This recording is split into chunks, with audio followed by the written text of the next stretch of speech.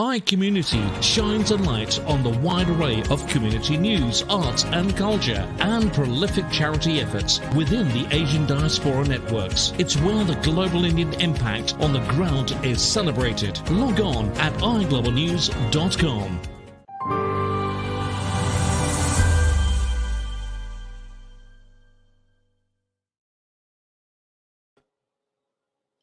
Hello, and a very warm welcome to the latest session of the Living Bridge Conversations, the live series.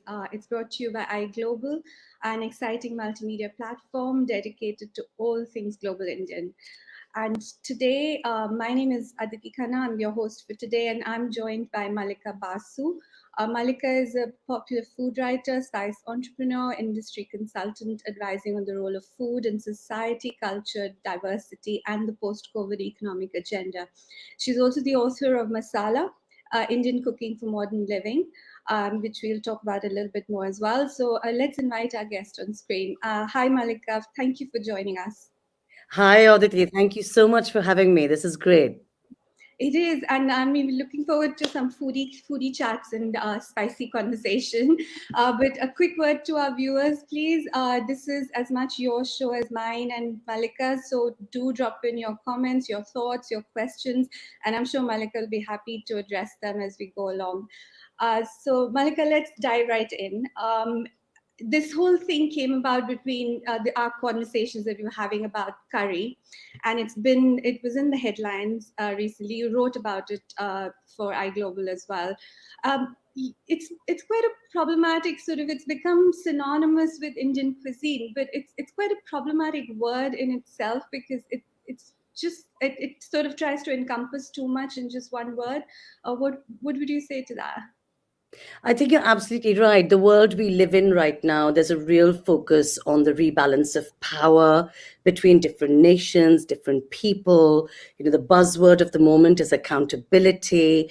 And we are relooking in very many ways and shapes and forms at how we approach food, art, literature of other cultures, particularly cultures that have been subjected to colonization, to imperialism, to economic subjugation, and in the case of African nations, enslavement.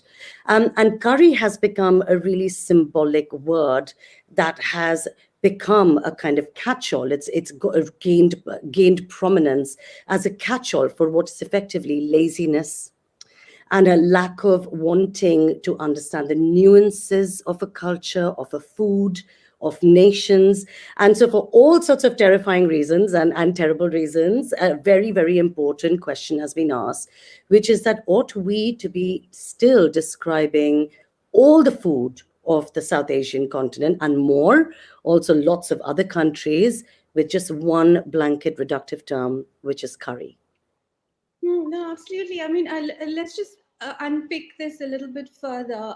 Why the various reasons why it's such a problematic characterization?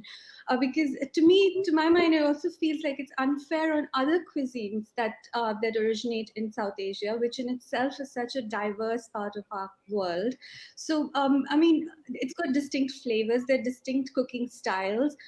So, why is it that it's taken this long for us to even talk about whether curry is problematic or not? I mean, it clearly feels like there's still some way to go with that term. There absolutely is. I don't think we're ready. We're only just at the tip of the iceberg at the moment, where people are slowly waking up to the fact that it's actually being used incorrectly. I don't think the problem is with the word itself. It is a word that exists. It is a word that Indians like me use, but it is a word that has a specific meaning. And it started being used as a generalized term and a general term very much in the colonial era. So there are also theories that there's records of it being used as far as 1930s in the West. But I think generally it is quite popularly, the view is that it was popularized by the British, the Raj, when they were in India. It was used as a reductive, as a general term to describe all the food of India, so the curry.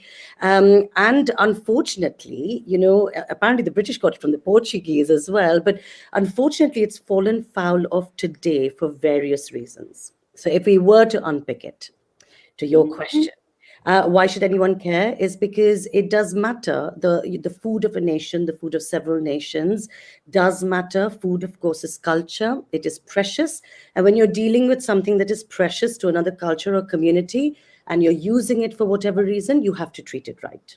Yes. So there we've had to sort of almost de-pick and break apart the whole sort of post-colonial hangover that exists over our food, which is that, we'll just take this entire diverse, interesting, exciting range of foods and slap on a generic term on them. So here's a curry.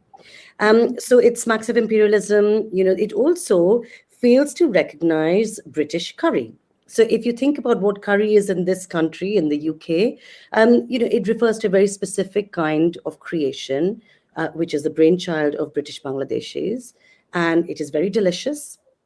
It really hits a spot on several occasions, as we both know. You're nodding there very vigorously. It also speaks to huge amounts of struggle, hard work, efforts that the British Bangladeshi community have put in. Some of them have worked in some incredibly difficult circumstances, and I have friends who write about this. Iqbal Wahab, a British Bangladeshi restaurateur, and talking about curry badly or demeaning it actually takes away from all the hard work, the effort that they've put in. Now, the word curry in India, of course, it means something with liquid or the liquid part of a dish. There's nothing wrong with using it as that. My mom will say chicken curry, lamb curry, fish curry. And of course, that just means a piece of something which has its liquid or in its liquid form. But to use it as a blanket word just doesn't work. And then, of course, finally, it highlights this whole laziness, with regards to how we approach other cultures, often minoritized cultures. So I'm not saying minority because these are cultures that have been minoritized thanks to colonialism and other such things.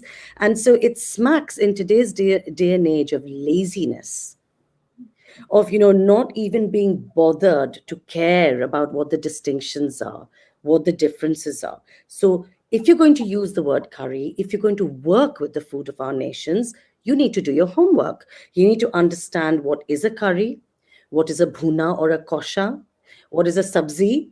All those things can't be put into one bucket, which is curry. And it's really interesting because it points to people just needing to do their own research. And often the argument tends to be, well, my restaurants are full, so why do I care? Or people are buying my cookbook, so why should I care? But actually, you should care because that's doing the right thing. And we live in a world where social justice, doing the right thing, rebalancing power, equity, all of these things are really quite important. No, absolutely. And on the note that you just mentioned buckets, it just reminded me of the term balti, which, as you and me are in that sort of, that living bridge, which is the name of this conversation series. You and I embody that living bridge. And it's people like us, when we actually came here, I'm sure these things really hit you and they jar as well. So so let's just talk about some of the terms which I took a long time to get kind of my head around, and I still pointed out to a lot of my friends who still insist on using them. Things like naan bread, which literally means naan or bread, and then pilau rice, which again it's kind of an oxymoron, and then there's lentil dal. So as you just said, I mean, I don't think there is any longer an excuse to carry on using these terms just because we've used them over there, because enough of us now know that you can do more research in it and can kind of figure out why it's wrong. So what are your thoughts? I mean, when your friends say probably use naan bread, do you still kind of correct them, or do you just let it go now? Or All the time. I correct them all the time. It's amazing that I have any friends left, Aditi. No, but on a more serious note, I think you've hit on a very, very important point, which is that of language and labels.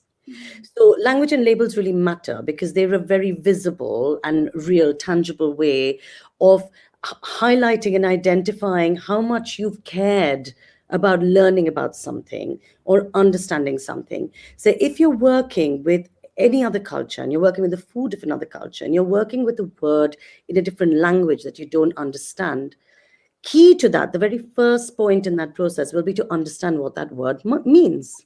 So if you're saying naan bread, then you don't know that the word naan refers to a bread. Or if you say pilau rice, you haven't taken the time to understand that pilau is always made of rice. Yes. So I think very importantly, if you're going to work with another culture, another language, then you need to understand what those words mean because they do carry weight. Mhm. Yes.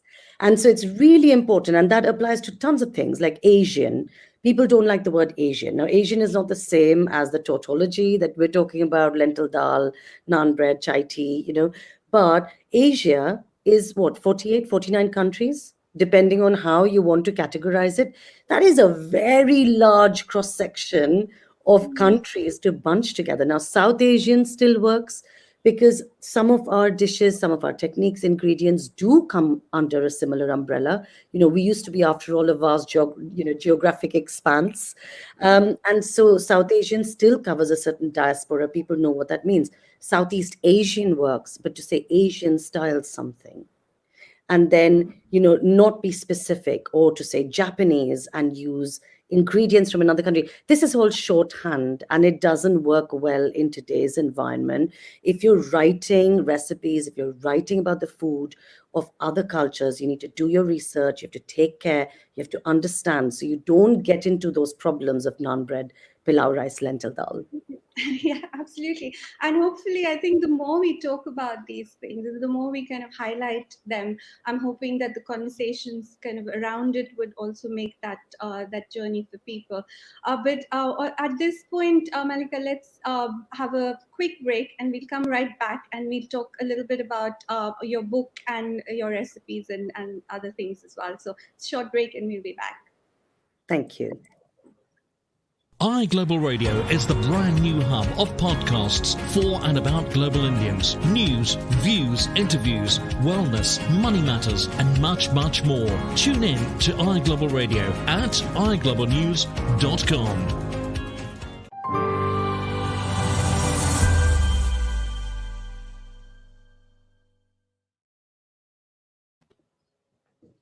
And welcome back.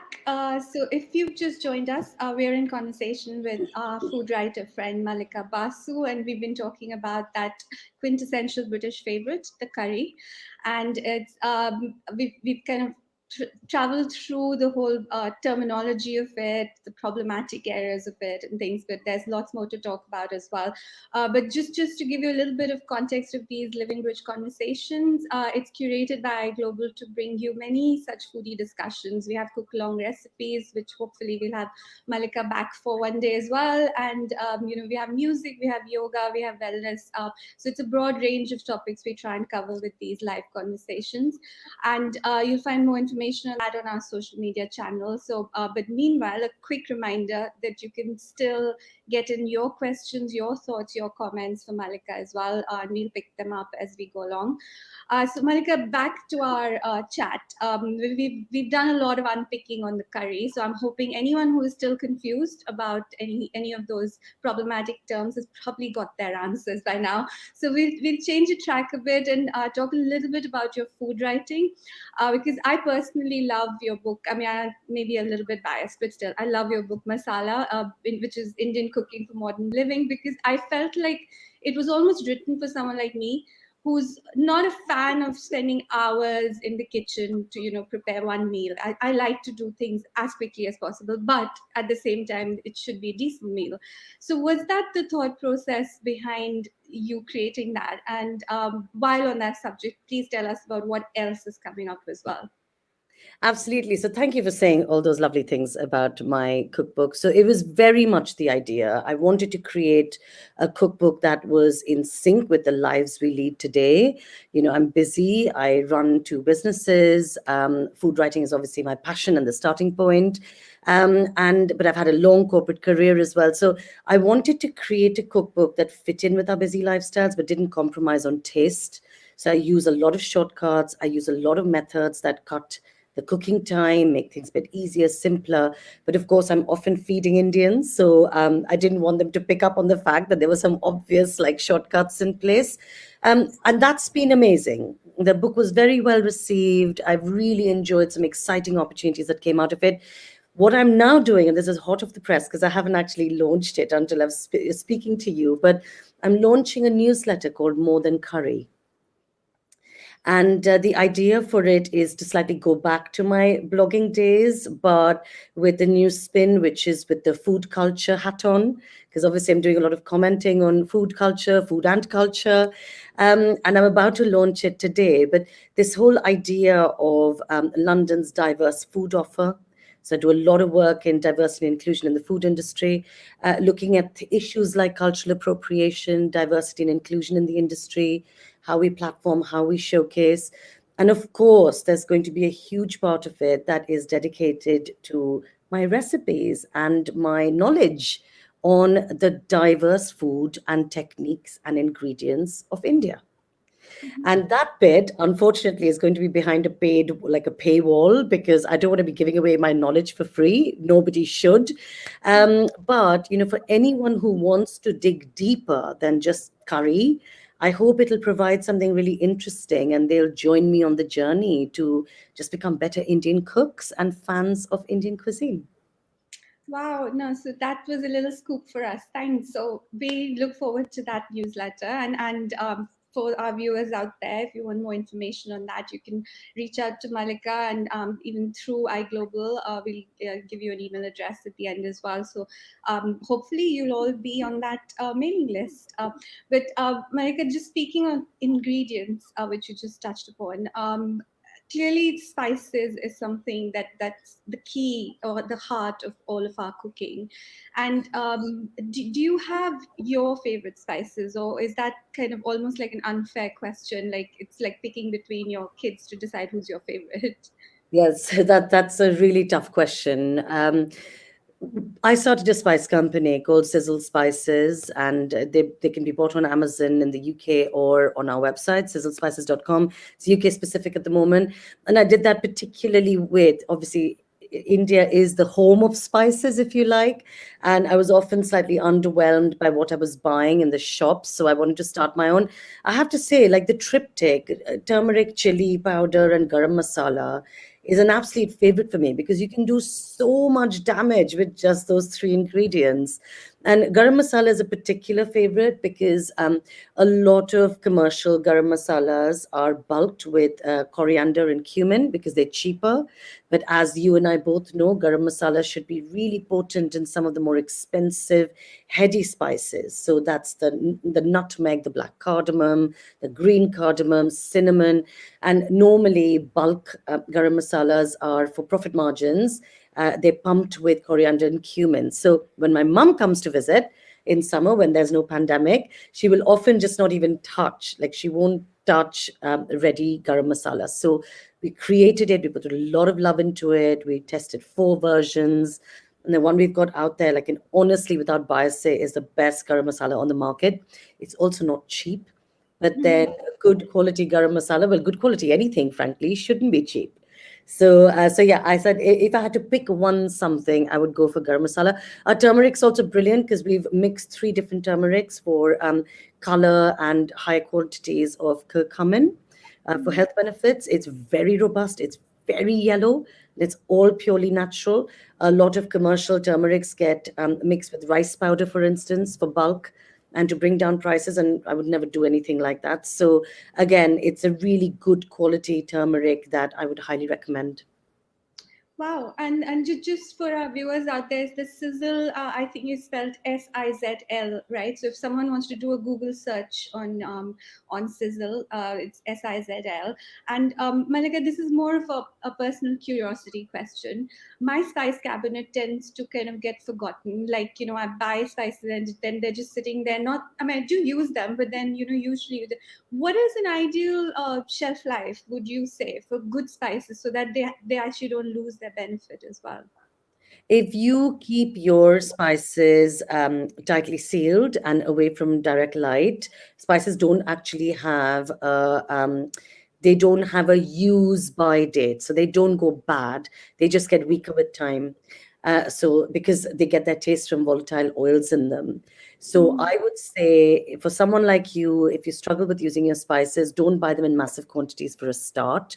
I think you know that you're not going to get through like a massive sack of spices. So buy them in smaller quantities, label them really well, use them, and anything beyond 2 years, if you want to use them, warm them up a little bit. That just gets the volatile oils going again in them. And if you can work with whole spices and grind them, then you'll get more bang for your buck. And then with that in place, you should be able to go for ages. Yeah. Wow. Uh,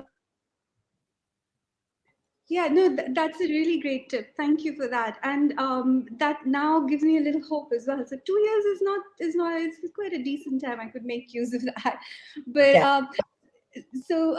Malika, now we've talked a lot about sort of curry, spices, food recipes. If even at the end of this conversation between you and me, people are still confused. That say, okay, it's such an omnipresent cuisine in the UK. What is it like? How do we refer to it? So what do we say to them if you're talking about Indian cuisine? Indian cuisine in itself will have like all sorts of various versions. There's the North Indian, there's South Indian cuisine, and even within that, there's so much variations. So what are the simple things that people can probably bear in mind when they're referring to Indian food? There's a few things here. So I think firstly, if you come across anyone who confuses, says, I'm going for a curry, and then mentions an Indian restaurant or a Pakistani restaurant, you do correct them. Feel free to correct them because we need to spread the word. And of course, the diaspora, we are our best ambassadors. We should take charge and control of changing the conversation about our food. And so if the opportunity arises, definitely step in there and, set the record straight. I think there's nothing wrong with South Asian, but if you can, my advice always is to be as specific as possible. So, are you working? I will often say the food of India or Indian cooking or Indian cuisine, but that's because when I cook, I will have flavors from all different parts of India on a plate. In my home in Calcutta, we ate food from all around the country and also overseas. So therefore, often when I cook Indian food, I'll have a plate where I did one yesterday, a meal recently, and it had pumpkin ericheri from Kerala. I did tomato and aubergine, which is quite North Indian in style. I did bundi ka raita, which is from my Delhi side of the family. And so there were all these things, jeera rice, jeera pulao. And there was kosha mangsho, which is Bengali, of course. So there were all these different things, like all literally foods from around the regions of India dotted. But kind of if you're working with that food, if you're writing those recipes or talking about them, try and be specific rather than generalize it. Try and find out where the food is from, how is it cooked, is it also used in Bengal versus Bangladesh. So I wrote a piece recently for another publication on the underrepresentation of Bengali food in Indian restaurant culture. And we focus on the food of West Bengal, and a few Bangladeshis got annoyed with me because, of course, Bangladeshi food is also Bengali food, So making that distinction, and I had to set the record straight to say, look, I'm not trying to erase anybody. I'm just trying to focus on one part of that cuisine, because otherwise it's really difficult. Then you're going into, then how can I leave out the food of Punjab and Pakistan, the differences between those two? I mean, we go into a whole lot of gray areas. So I've focused on the food of West Bengal as it is now, within the current context. So generally, guidelines, correct your mates, correct people who get it wrong. And when you're working with the food of India, do your research and try and be as specific as you possibly can be. Wow. So yeah, all easy, good tips to bear in mind. Mallika, we'll just take a quick break here and give our viewers another chance just in case they have a burning question for you, and we'll have a look when we come back. So we'll be right back. iEntertainment is brought to you by iGlobal for all the latest film and series reviews, starry interviews and cinema listings covering Bollywood and beyond to reflect a truly pan-Indian entertainment spectrum. Check out the latest at iglobalnews.com.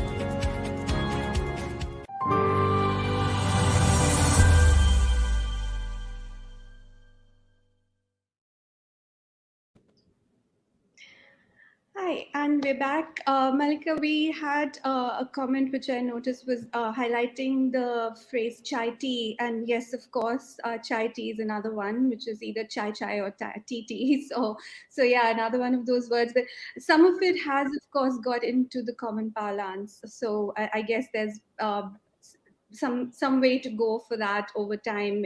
We could either kind of gradually start moving towards a more understanding note of it. A part of me also feels like, I don't know how what you think, Malika. I feel like there's almost like a new cuisine that needs to be born, which it would be curry, like as in a whole separate cuisine which is not Indian but just curry, because that's very British. It's actually, I feel it's more of a British cuisine than to refer back to it in any way to the subcontinent. So that's, I don't know, maybe in a few years time, in a few decades time, probably we might have one of those as well. What do you think? I mean, I think curry exists. There were lots of great food writers who are writing about British Indian restaurant curry or British curry or English curry. And that definitely does exist. But the important thing is the education job has to start somewhere. And lots of people like me have been talking about this. There are some excellent Indian food writers. We're all in this little group together. They all talk about it. It frustrates a lot of people, a lot of influencers on social media who are Indian origin. And, those are great places to start because they will do this education just on the back of their passion. So following the right sorts of people and getting under the skin of what they're saying and why they're saying it is really important. But also there are books that can be read. Lizzie Collingham is a great one, A Career Tale of Cooks and Conquerors. I don't know if you've come across that. Um, it's a great book to read. That's a lovely. Thank you, Acha Kamat. Hi. But there are some lovely books you can read. But I think the important thing is that something very different has happened to us. The world has gone through this really big change over the last couple of years. And I know people like to use the blanket term woke to just kind of describe it all. And yes, we do live in a more aware world where people are conscious of their responsibilities, of accountability, all those important things. Social justice is a big thing now. It's also a very divisive world. And I think food has a huge role to play to actually unite. Food is a great leveler. It's the same, it's a really good uniter. It brings people around a table. So where there are words like curry that actually are divisive, can be annoying, frustrating, irritating for the nation whose food it is trying to describe, I think the onus is definitely on us, and the time is right to do that differently without actually demeaning or undervaluing what is a very delicious cuisine. So chicken madras, a prawn balti, a phal, a madras, those are all very delicious things. But Indian, they are not. Even South Asian, they are not. And I think that is where the word curry has become bigger than the word. It's symbolic for lazy shorthands that are out of sync, out of fashion, and frankly just need to be dispelled with. True. And I mean, we're also living in a cancel culture kind of scenario, but when, just to put it out there, we're not canceling curry, guys. We're trying to, yeah.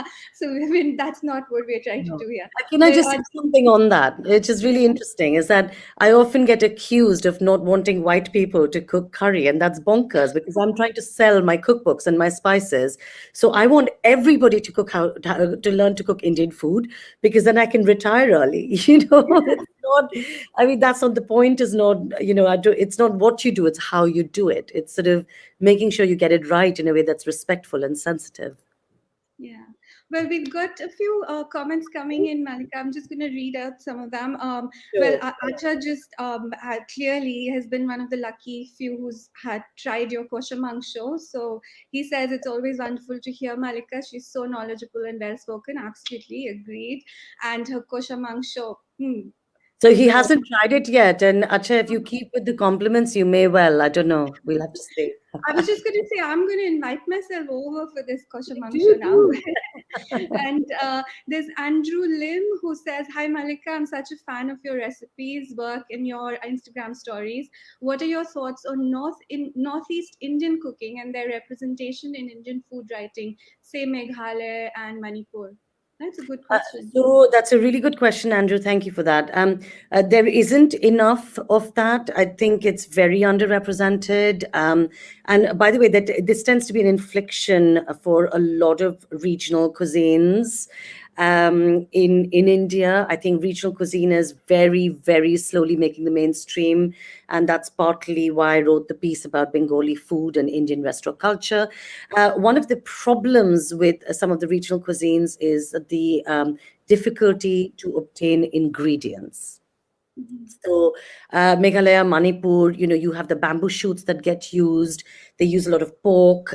I've actually investigated it because I'd love to cook more with, that part of the world. But the ingredients are really difficult to get hold of, and they're very central. The cooking is actually incredibly simple.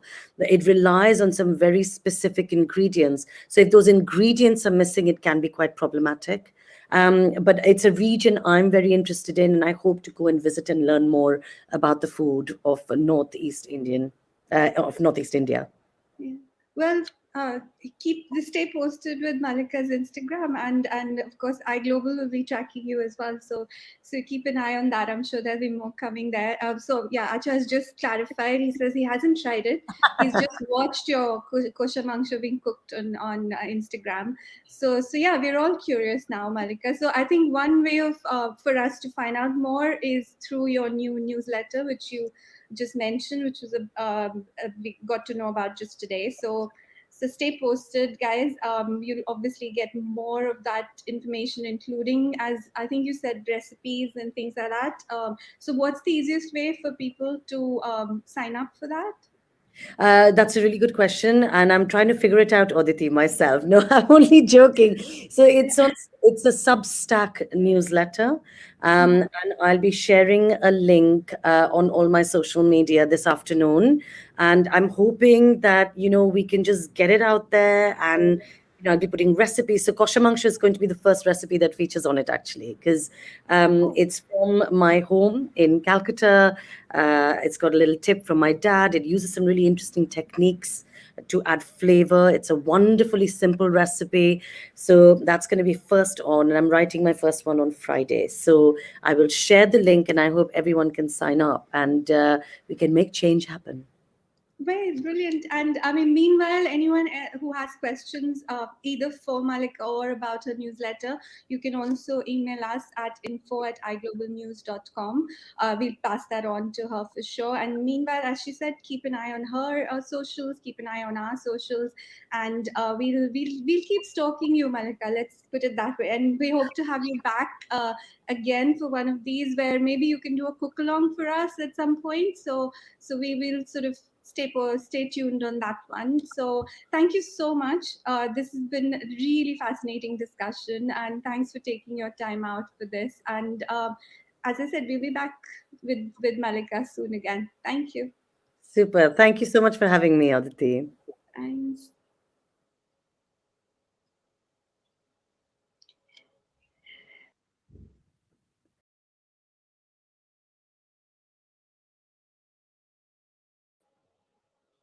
So that's it from today's iGlobal Living Rich Conversations.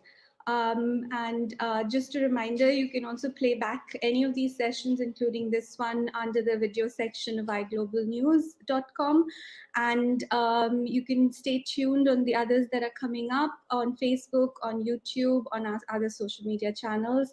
And meanwhile, the email address again, which is info@iglobalnews.com, where you can send in any questions, queries, and also your entries to the photography competition, which is closing very soon. So until next time, goodbye.